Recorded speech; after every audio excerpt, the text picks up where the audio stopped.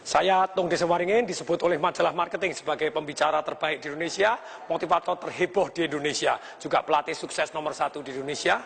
Dan majalah SWA menyebut saya sebagai one of the most powerful people and idea in business di Indonesia. Pertanyaannya, siapa orang yang paling berpengaruh dalam kehidupan saya yang merubah dari biasa-biasa menjadi dahsyat luar biasa ini? Kalau boleh saya baktikan, 70% adalah satu orang yang namanya Anthony Robbins. Sejak saya baca bukunya Awaken the Giant Within di tahun 1995 rangkumannya, kemudian saya beli bukunya tahun 96, kemudian saya beli CD-nya di tahun 2000, kemudian saya ikut seminarnya di 2001 dan ikut semua seminarnya saya habiskan gitu ya. Yang terakhir seminar Business Mastery di Melbourne itu saya harus bayar 10.000 US hanya untuk 4 hari 3 malam saja. Dan apa yang saya pelajari dari semua yang paling penting dari Anthony Robbins, baik bukunya, seminarnya, ada 3 hal yang paling penting yang akan saya rangkumkan kali ini. Satu adalah tentang pain and pleasure. Itu yang saya pelajarin dari Anthony Robbins. Ternyata manusia hanya bergerak cari nikmat, menghindari sengsara. Kalau kita jadi master, tuan dari pain and pleasure ini, kita jadi master dalam kehidupan.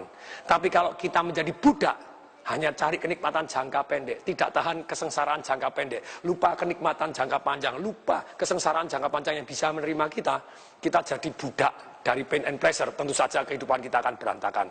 Dan dari pain and pleasure, jurus yang pertama ini, banyak pelajaran yang kita bisa gunakan sebagai pemimpin, sebagai penjual, sebagai kepala rumah tangga, bagaimana menggerakkan diri kita, menggerakkan orang lain. Pain and pleasure ini adalah dahsyat luar biasa, sengsara and nikmat. Itu pelajaran yang pertama yang saya dapat dari Anthony Robbins. Yang kedua adalah merubah satu yang namanya fear into power. Orang punya trauma-trauma masa lalu. Ada yang takut gelap, ada yang kecanduan rokok, ada hal-hal yang negatif dalam kehidupannya. Bagaimana merubah fear into power ini adalah pelajaran yang luar biasa yang saya terima dari Anthony Robbins. Bagaimana merubah fear into power? Takut menjadi kekuatan, 3 hal doang yang saya saripatikan. Satu adalah tergantung gerakan kita. Dikatakan oleh Anthony Robbins, our emotion is created by our motion. Kalau kita berdirinya begini, tentu saja Anda akan jadi loyo, Anda takut, Anda begini ada jalannya ini tidak bisa. Kalau Anda berdiri dengan tegak, say yes, yes, Anda mantap tegak. Seolah-olah bawa ransel 40 kilo dan Anda jalan mantap seperti begitu, Anda akan jauh lebih berani. Anda guncang bumi, Anda lunjak-lunjak, yes, Anda seketika dari takut jadi berani. Dari ragu-ragu jadi penuh keputusan. Ini, semua orang yang sukses mengalami emosi tidak pada tempatnya. Orang sukses juga mengalami ragu-ragu, orang sukses juga mengalami ketakutan, orang sukses juga mengalami khawatir, orang sukses juga mengalami males. Tapi orang sukses walaupun dia males, ragu-ragu, khawatir, takut, dia tetap take action. Jadi sekali lagi, sukses itu bukan karena absennya ketakutan, tapi karena kita bisa memanage ketakutan, bahkan merubah ketakutan menjadi kekuatan kita. Inilah ilmu yang saya pelajari dari Anthony Robbins yang kedua, yang sangat bermanfaat. Nah, ada 3 cara tadi saya sebutkan. Rubah gerak dulu supaya Anda emosinya tepat. Yang kedua, rubah fokus dan keyakinan Anda. Fokus tergantung dari pertanyaan. Kalau Anda tanya, kemungkinan gagalnya apa ya? Kalau satu nanti gagal terus bagaimana? Daripada Anda tanya seperti itu, Anda tanya yang tepat, fokus Anda tepat. Yang kedua adalah fokus dan keyakinan Anda. Fokus Anda tergantung pertanyaan. Kalau Anda tanya, kalau saya sukses nikmatnya seperti apa? Yes, ada kemungkinan gagal. Supaya kemungkinan berhasil lebih besar, dengan bertanya gini, fokus kita mengarah ke solusi, bukan emosi. Nah, dengan fokus ke solusi dan emosi, Anda menemukan jalan untuk breakthrough, tembus, dan tembus. Nah, yang kedua B tadi adalah satu yang namanya keyakinan. Saya adalah.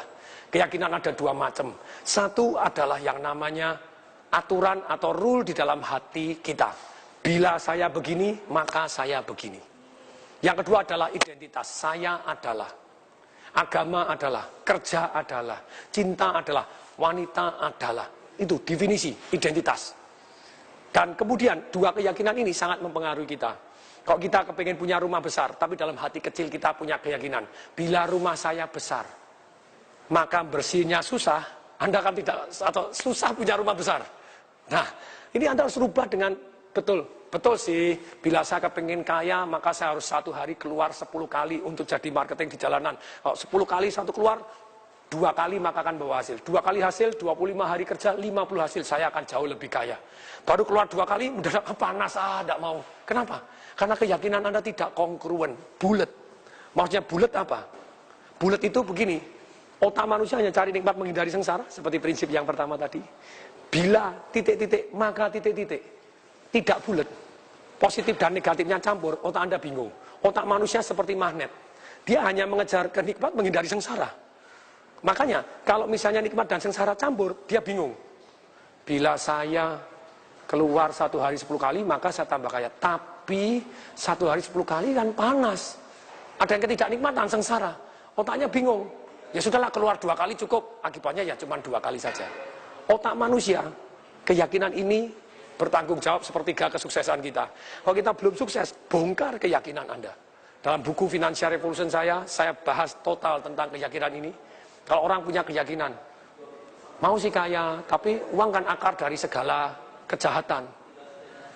Menurut kitab suci, wah repot lagi, Anda lebih yakin lagi. Padahal di kitab suci bunyinya bukan begitu, itu namanya salah baca ayat gitu ya. Kalau Anda punya keyakinan uang adalah akar dari segala kejahatan, siapa yang mau jahat dalam hidup? Anda uang banyak, tidak mau nanti dikira jahat. Jadi serakah lagi, ya repot begitu. Kalau uangnya banyak, itu Anda jauh lebih amal, lebih baik. Bukan uang akar dari segala kejahatan, tapi cinta uang akar dari segala kejahatan. Kalau Anda cinta uang lebih dari saudara Anda cinta uang lebih dari istri Anda, lebih suami Anda, ya tentu saja itu sudah pasti. Dari Tuhan apalagi, ya Anda akar dari segala kejahatan. Uang adalah netral, baik saja, adalah alat untuk mencapai tujuan kita secara positif ataupun secara negatif, tergantung orangnya. Nah, keyakinan ini, bila maka uang adalah, kalau tidak dibuat bulat, kalau Anda mau lanjut belajar ini, belajar di Life Revolution saya, belajar di Financial Revolution saya, ini akan penuh manfaat. Kita rubah ini baru kita sukses. Itu keyakinan. Berikutnya yang ketiga, pilihan kata kita, itu akan sangat mempengaruhi emosi kita. Kalau Anda bilang aku bingung, ya tentu saja kalau Anda bingung ya langsung bingung. Otak Anda seperti dikasih virus, dikasih program, disuruh bingung. Daripada Anda bingung, rubah pilihan kata Anda. Saya akan cari informasi tambahan. Saya akan cari siapa yang sudah bisa. Loh, kalau Anda ngomong begitu, daripada aku ngomong bingung sebentar, daripada bingung sebentar. Begitu Anda bingung, langsung diganti. Saya harus cari informasi tambahan. Dengan demikian, tentu saja mendadak seketika otak kita diarahkan, yes, saya harus cari informasi tambahan. Kalau Anda ngomong, saya marah, apalagi Anda mengatakan, kamu membuat saya marah, wah itu level yang terjelek. Anda membiarkan emosi Anda digantungkan pada orang lain. Ingat, tidak ada orang satupun yang bisa membuat Anda marah, kecuali Anda mau, gitu ya. Dan tergantung. Nah, pilihan kata ini sungguh sangat berpengaruh dalam mengontrol emosi kita, merubah fear into power. Pilihan kata ini akan sangat mempengaruhi emosi kita. Untuk itu, pilih kata-kata. Saran saya, lakukan puasa ngomong negatif selama 10 hari. Manusia juga, dalam agama Islam Anda puasa 1 bulan. Kenapa tidak Anda puasa 10 hari ngomong yang negatif? Anda list kalimat-kalimat yang negatif Anda, yang mengeluh-mengeluh, dirubah jadi yang positif. Yang positif dirubah jadi dahsyat luar biasa. Sejak dulu saya ditanya, apa kabar? Dulu jawabannya baik, normal. Dahsyat, mantap, gitu ya. Terus kemudian, Anda kata-kata apa yang biasanya Anda gunakan, capek deh, ganti. Harus semangat nih. Bilang males, daripada males Anda bilang, mau cas baterai. Sama sih Anda tidur-tiduran, sebentar mau males-malesan. Daripada aku lagi males nih, jangan, aku lagi cas baterai, sebentar lagi siap meledak. Beda toh. Anda bilang kalimatnya, aku ditipu, emosinya langsung drop, tidak karu-karuan. Lebih baik diganti apa daripada aku ditipu? Ongkos sekolah saya. Jadi daripada aku ditipu 10 juta, ongkos sekolah saya 10 juta. Saya sering kali orang melebih-lebihkan. Lah aku ditusuk dari belakang, kalau saya lagi terapi, saya lihat, mana lubangnya, tidak ada gitu, ditusuk belakang. Anda bilang, gangguin, tidak ada penusukan dari belakang gitu ya. Kalau Anda menggunakan kata, aku patah arang, ganti besi aja, beli yang baru. Jadi dengan demikian kalimat-kalimat ini, positif membuat Anda dahsyat luar biasa. Jadi jurus kedua dari Anthony Robbins, merubah takut jadi kekuatan. Saya rangkumkan 3 hal. 1 dengan merubah gerak. Yang kedua dengan merubah fokus kita dengan pertanyaannya. Dan 2B, yaitu merubah keyakinan kita, susunan keyakinan kita.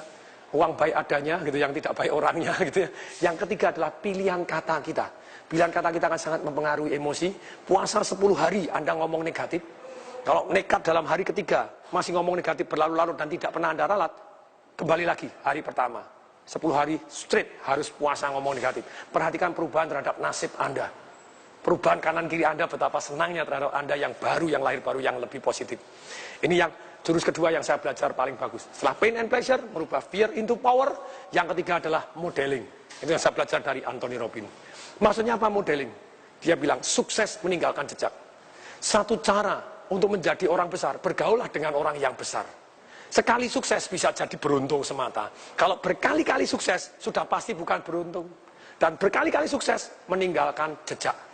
Kita kalau mau sukses, kerjasama, belajar dari orang-orang dengan orang-orang yang terbaik ini, tentu saja kemungkinan sukses kita jauh lebih besar.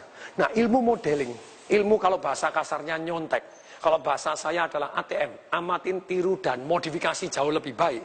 Tentu saja, bayangin, sekarang kalau Anda modeling, Anda mau belajar badminton, belajar dari mana? Rudi Hartono atau Rudi Hartini?